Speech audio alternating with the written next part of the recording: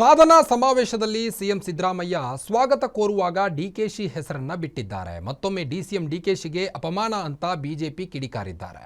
ಡಿಕೆಶಿ ಕನಸನ್ನ ಸಿದ್ದರಾಮಯ್ಯ ನುಚ್ಚು ನೂರು ಮಾಡಿದ್ದಾರೆ ಎಂದು ಕಿಡಿಕಾರಿದ್ದಾರೆ.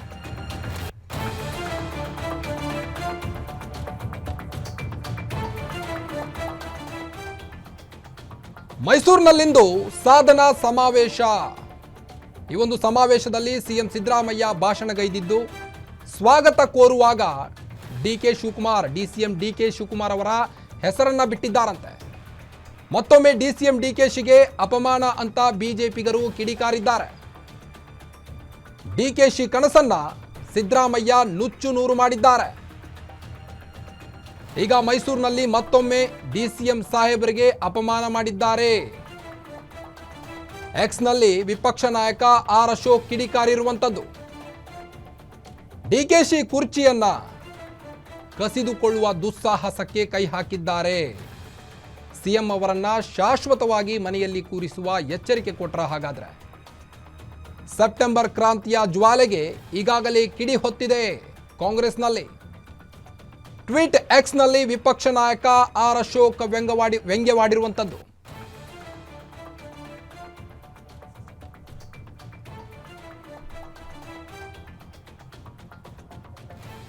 ಡಿಸಿಎಂ ಡಿಕೆ ಶಿವಕುಮಾರ್ ಅವರಿಗೆ ಶಾಸಕರ ಬೆಂಬಲ ಇಲ್ಲ.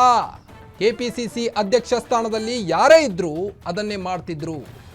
ಅಧಿಕಾರ ಹಂಚಿಕೆಗೆ ಯಾವುದೇ ಒಪ್ಪಂದ ಆಗಿಲ್ಲ. 5 ವರ್ಷ ನಾನೇ ಸಿಎಂ ಅಂತ ಕಡ್ಡಿ ಮುರಿದಂತೆ ಸಿಎಂ ಸಿದ್ದರಾಮಯ್ಯನವರು ಹೇಳಿಕೊಂಡಿದ್ರು. 2028ಕ್ಕೂ ನನ್ನದೇ ನೇತೃತ್ವ ಎಂದು ದೆಹಲಿಯಲ್ಲಿ ಕೂತು ಡಿಸಿಎಂ ಡಿಕೆ ಶಿವಕುಮಾರ್ ಅವರ ಕನಸು ನುಚ್ಚು ನೂರು ಮಾಡಿದ್ದು ಅಲ್ಲದೆ ಅಪಮಾನ ಮಾಡಿದ್ದ ಸಿಎಂ ಸಿದ್ದರಾಮಯ್ಯ ಈಗ ಮೈಸೂರಿನಲ್ಲಿ ಮತ್ತೊಮ್ಮೆ ಡಿಸಿಎಂ ಸಾಹೇಬರಿಗೆ ನೇರವಾಗಿ ತಿವಿದಿದ್ದಾರೆ.